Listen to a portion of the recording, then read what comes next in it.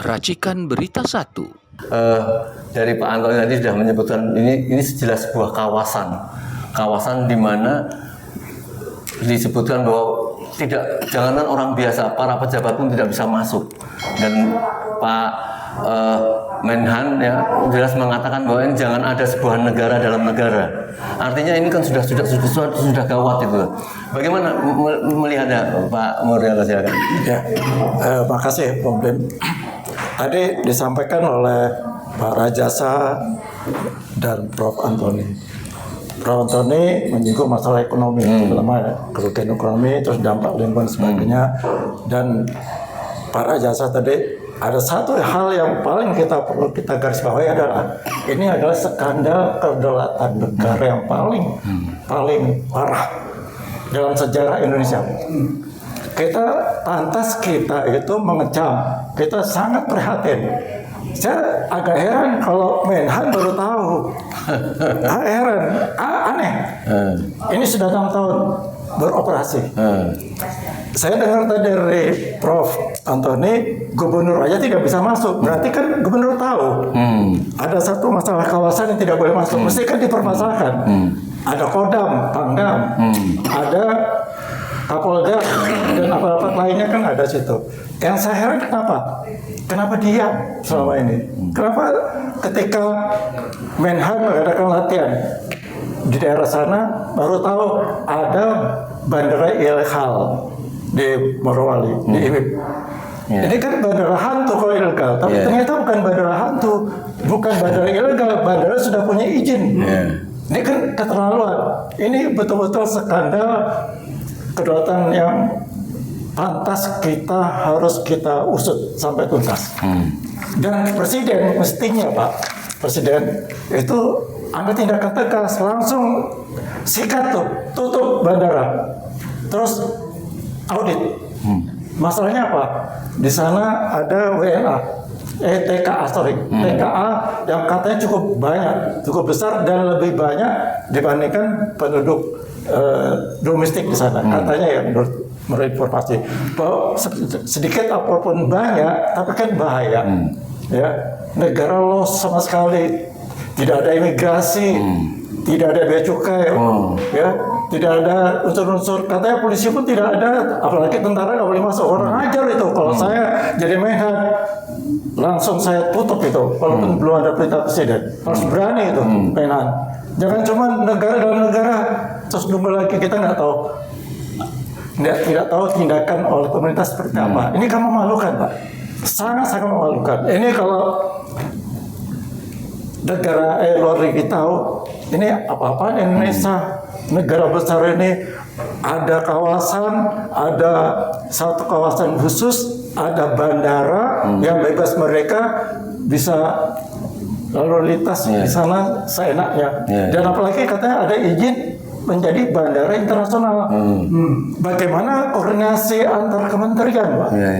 Dan kalau itu masalah hukum atau masalah keamanan, apalagi masalah pertahanan, mestinya koordinasi dengan Kementerian Pertahanan.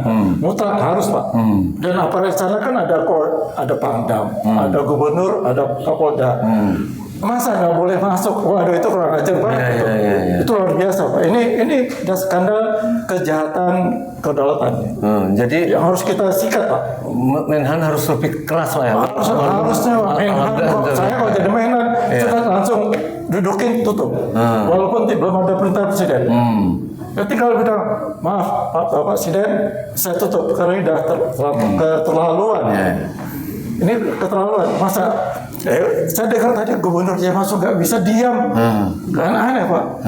Waduh, kalau jadi gubernur masa wilayah sendiri nggak boleh, itu kan udah aneh luar biasa. Saya kadang-kadang mikir nggak masuk akal.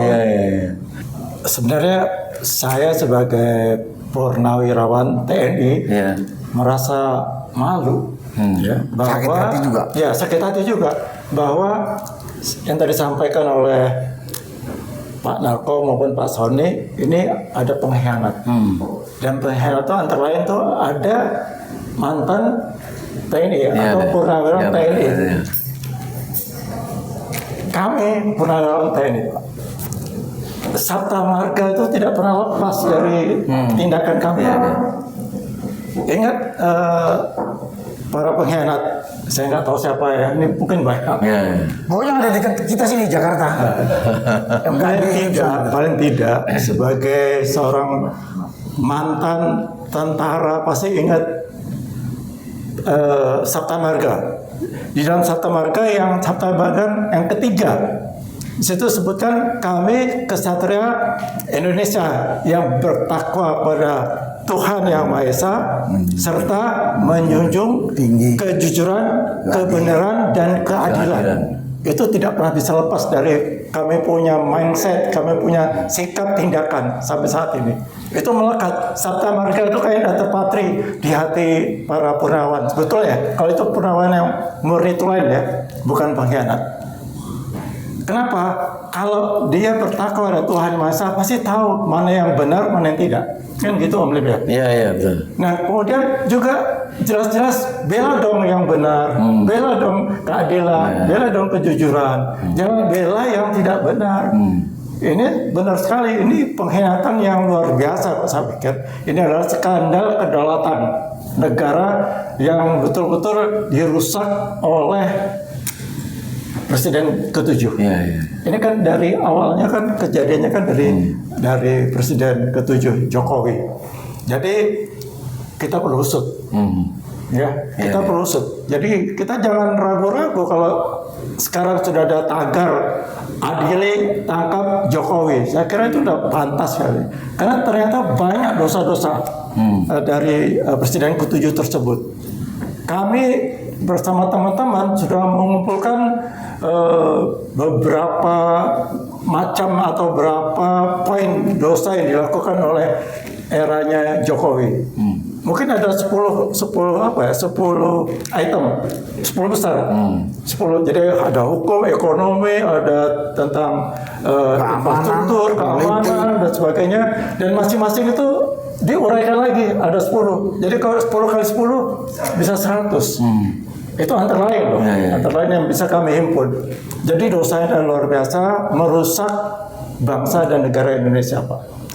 Kita tidak ada lain adalah kita tentunya berharap kepada pimpinan kita saat ini adalah Presiden Prabowo Subianto, yang kami sebenarnya masih punya harapan, punya asa agar negara kita ini bisa baik lagi,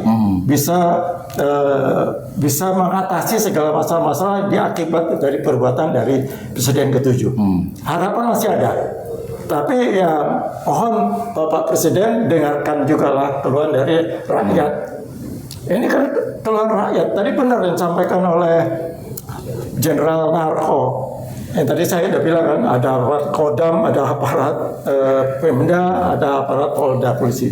Yang tadi sampaikan malah pernah jadi Dandim, bahwa Dandim itu tahu di wilayahnya kalau ada jarum jatuh pun harus tahu anak buahnya. Ini bukan jarum nih, ini wilayah yang sangat besar dan wilayah yang semua orang tahu, ada di peta.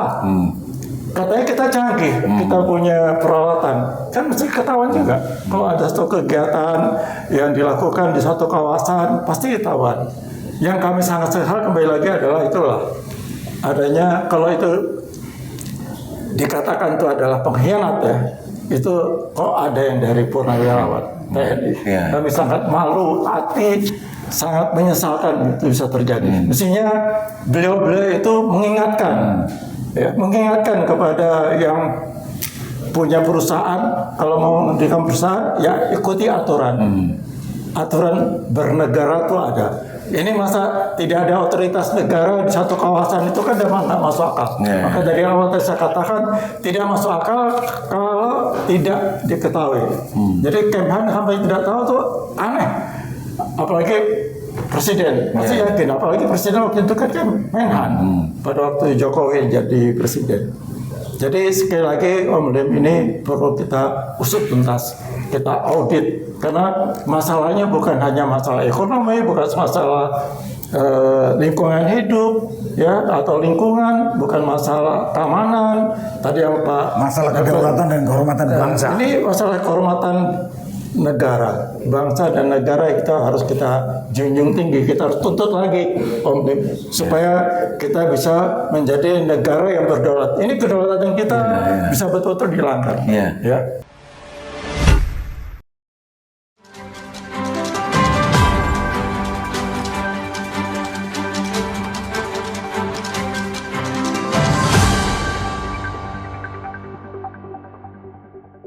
Racikan Berita 1.